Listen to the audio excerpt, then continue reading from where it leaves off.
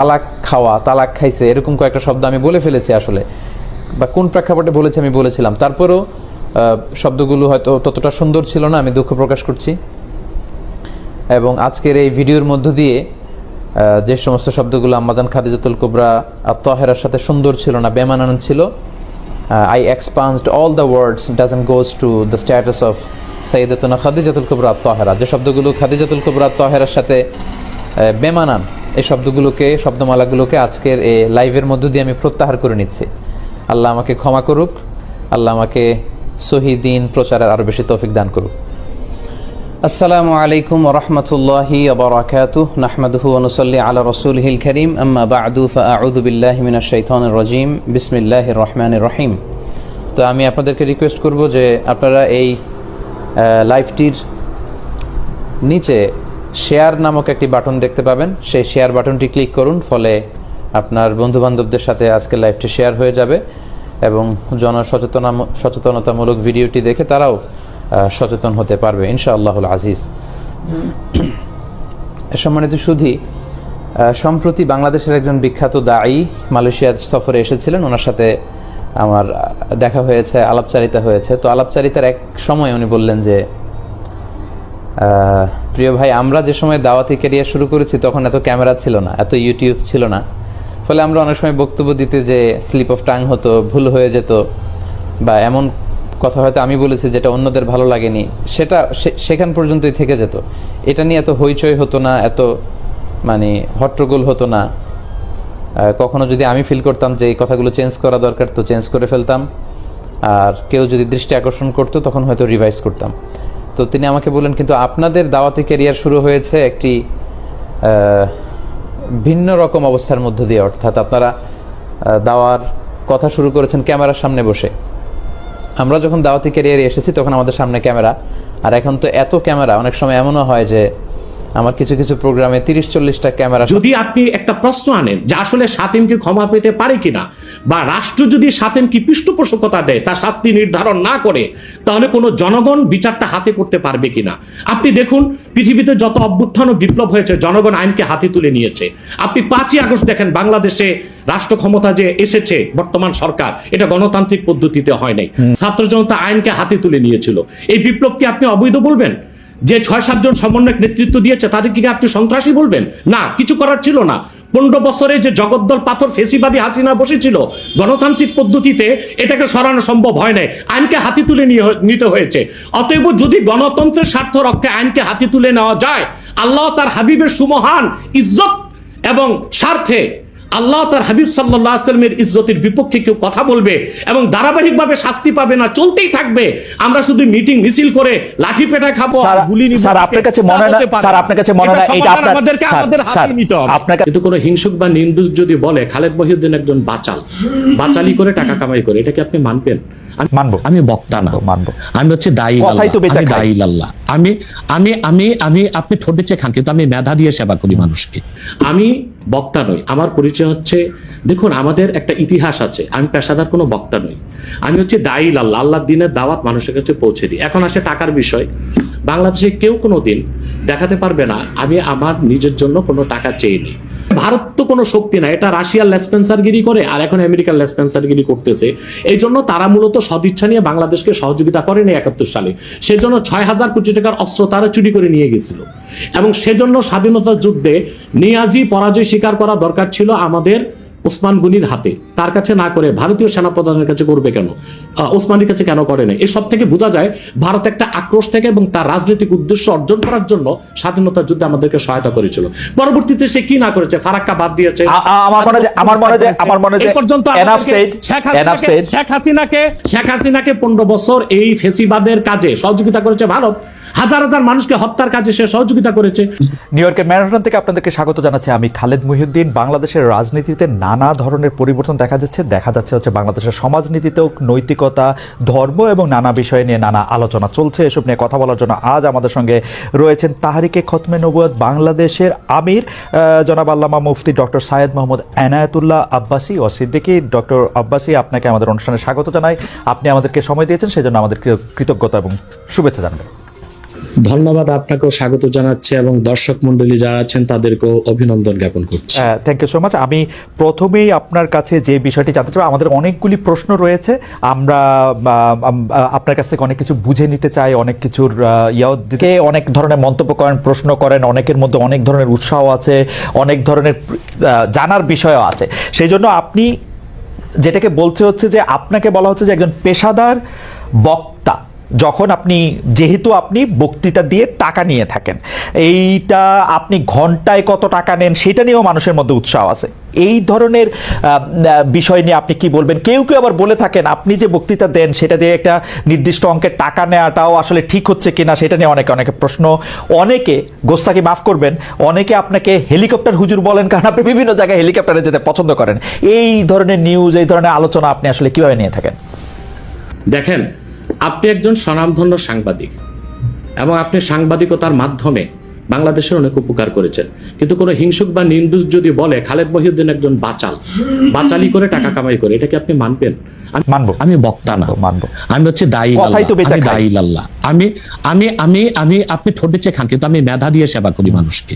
আমি বক্তা নই। আমার পরিচয় হচ্ছে, দেখুন আমাদের একটা ইতিহাস আছে, আমি পেশাদার কোনো বক্তা নই, আমি হচ্ছে দায়ী আল্লাহ। আল্লাহর দিনের দাওয়াত মানুষের কাছে পৌঁছে দিই। এখন আসে টাকার বিষয়। বাংলাদেশে কেউ কোনো দিন দেখাতে পারবে না আমি আমার নিজের জন্য কোনো টাকা চেয়ে।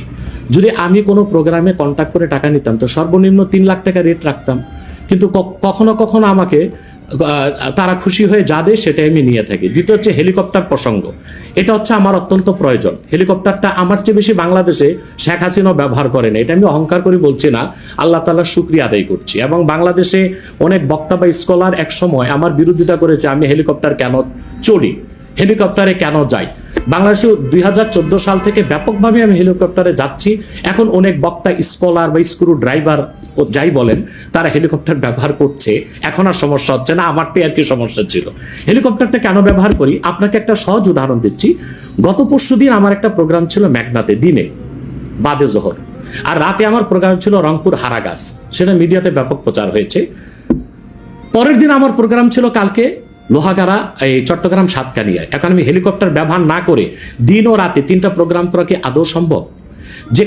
যেখানে আমার বাড়ি আব্বাসী মঞ্জিল থেকে চিটাগাং রোড যেতে 1.5 ঘন্টা লাগে, তা আমি কিভাবে মেঘনার প্রোগ্রামটা দিনে করে রাতে হারাগাছ করে পরের দিন চট্টগ্রাম যাই?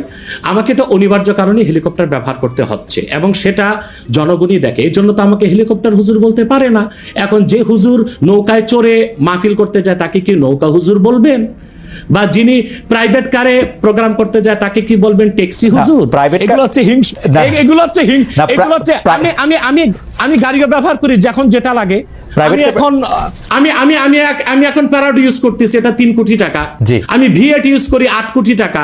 আমি হেলিকপ্টার ইউজ করি, এটা 14 কোটি টাকা। এখন আমি নৌকাতেও যাই, যেখানে যেভাবে আমার সুবিধা তখন সেভাবে সেখানে আমি। না, সেটা ঠিকই আছে।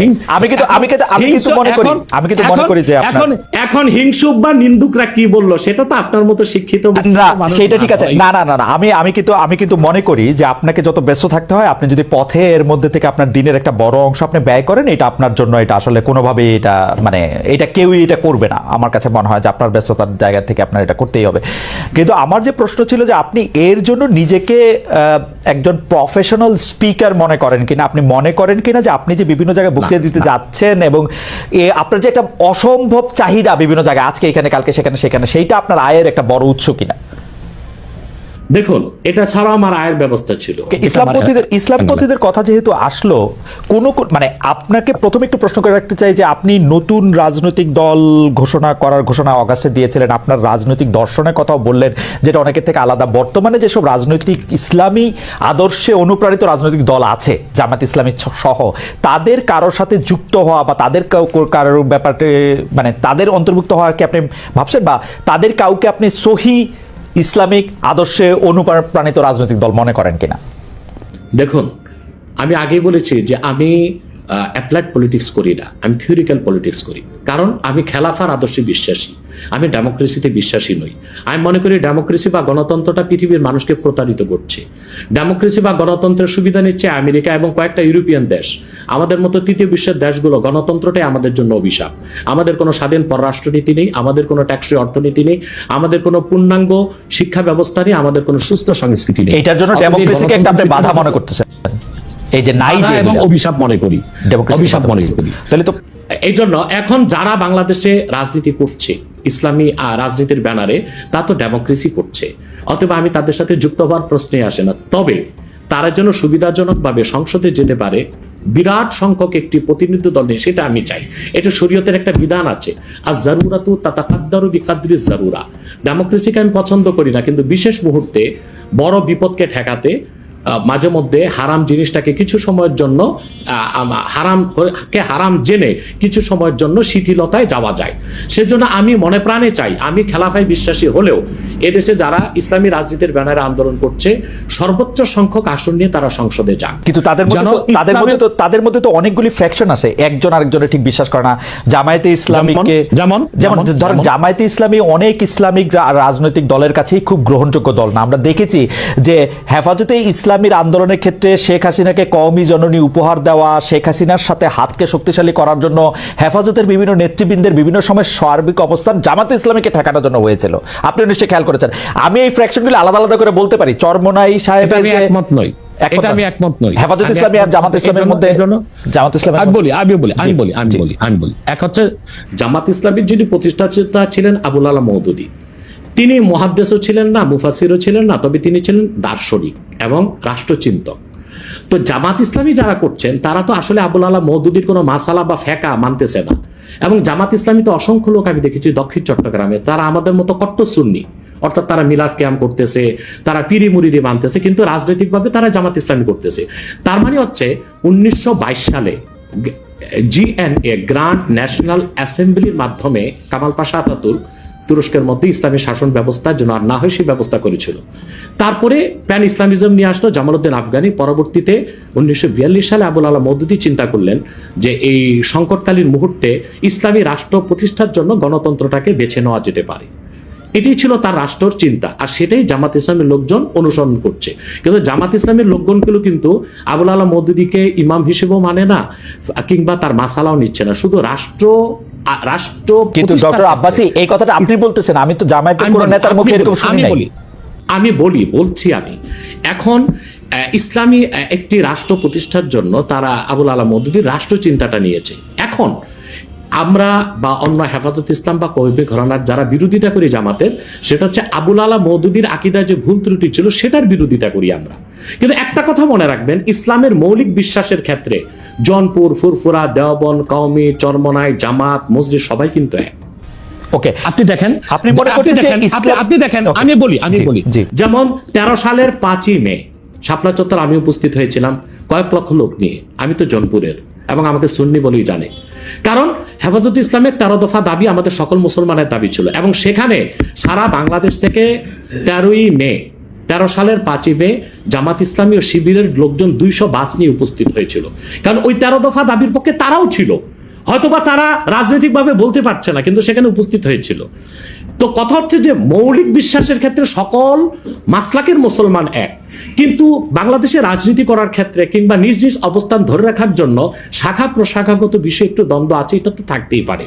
একটা ঘরে যদি 5টা ভাই থাকে, 5 ভাই কি আপনি যেটাকে শাখা প্রশাখাগত দ্বন্দ্ব বলতেছেন, সেই দ্বন্দ্ব আমরা অনেক সময় অনেক প্রকট দেখি। কেউ কেউ বলেন যে একজন আরেকজনকে বলেন যে তারা আসলে নাস্তিকদের থেকেও খারাপ, আরেকজন আরেকজনকে বলেন তারা বিধর্মী থেকেও খারাপ, একজন আলেম আরেকজন আলেমকে বলেন, সেগুলি আমরা শুনি। এবং রাজনৈতিক কারণে বলেন, অনেক সময় সেটি মানে কোনো বিষয়ের ব্যাখ্যা দিতে গিয়া না, রাজনৈতিক অবস্থানের কারণে বলেন। আমরা দেখেছি যে বাংলাদেশের ইসলামিক রাজনৈতিক দল, আমি এই মুহূর্তে নাম বলছি না, কিন্তু তারা জনসভায় ভাষণে বলেছেন যে তাদের আসলে জামাতে ইসলামীকে ঠেকানোই তাদের রাজনৈতিক আদর্শ। এটা তো হিংসা, প্রতিহিংসা। তো সেইটা তো আমি বলি একটা আপনাকে উদাহরণ দিচ্ছি। যেমন জামাত ইসলামীর যারা বিরোধিতা চরম পড়ে, আমি তো জামাত ইসলামের সমালোচনা করি গঠনমূলক, যেটা তাদের সংশোধন করা দরকার সেটা করতে হবে। কিন্তু আমি কি কখনো বলতে পারি যে জামাতের লোকজন নাস্তিকদের চেয়েও খারাপ? এটা কি বলা যায়? আপনি বলুন। এখন মনে করেন 13ই মে আপনি বলছেন সেটা বলছি না, কিন্তু আমি বলছি একজন ইসলামী আলেম বলে আমরা একজনকে চিনি, তিনি আরেকজনকে বলতেছেন। আমি তাকে চিনি। ওই লোকটা যে লোকটা বলেছেন তার নামটা আমিও নিব না, কিন্তু বাংলাদেশে এমন অনেক ইসলামী রাজনীতির ব্যানারে রাজনীতি করছেন যারা কিনা মোসাদ বা কিংবা সিআই এর পেইড এজেন্ট হয়ে বসে আছেন। এখন রাজনৈতিক আক্রোশে অনেকে অনেক কথাই বলে, যেমন জামাত ইসলামীর বিরোধিতা করতে যে ফরিদউদ্দিন মাসুদ এবং কিছু আলেম শাহবাগীদের সাথে একাত্মতা ঘোষণা করছে। এটা কেন করছে? তাহলে কি শাহবাগী না, তাহলে কি মতিউর রহমান নেজামী, দেলোয়ার হোসেন সাইদি তাদের চেয়ে ভালো ছিল শাহবাগীরা? যে মতিউর রহমান নেজামী, দেলোয়ার হোসেন সাইদি বা জামাতের যাদের ফাঁসি হয়েছে তাদের ফাঁসি রায় কার্যকর করতে ফরিদউদ্দিন মাসুদ শাপলা চত্বরে চলে গেছে, শাপলা চত্বর না শাহবাগ চত্বরে চলে গেছে, নাস্তিক ব্লগারদের সাথে একাত্মতা ঘোষণা করছে। তো বুঝাই যাচ্ছে এটা একটা রাজনৈতিক আক্রোশ ছিল, রয়ের পারপাস সার্ভ করার জন্য এই কাজটা করেছিল কিছু আলেম। অথবা ওই ধরনের কোন আলেম কি বলল, তার মুরিদ কত, তার জনসংখ্যা কত, সেটা কোনো দেখার বিষয় না। সেটা বুঝাই যাচ্ছে কোন একটা ইন্টেনশন থেকে সে কাজটা করেছে বা বলেছে। কিন্তু আমাদেরকে তো ইনসাফে থাকতে হবে।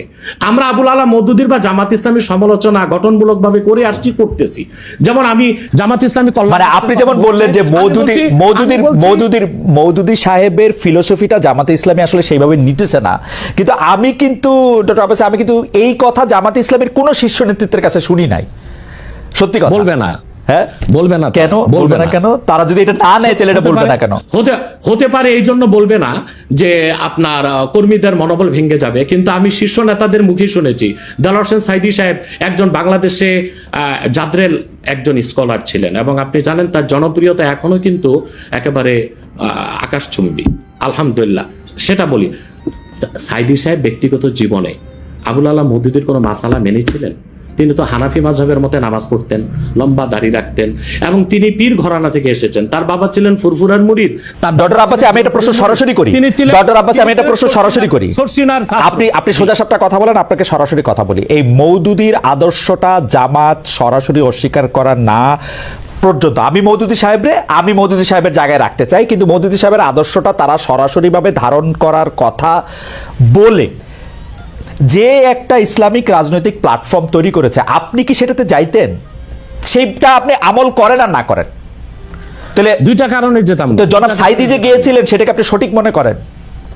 না, সাইদি সাহেব কেন গিয়েছিলেন সেটা তার, আপনি বলতেছিলেন যে তিনি আমলটা করেন নাই, কিন্তু আদর্শের এই ঘরানায় কি আপনি আসতেন?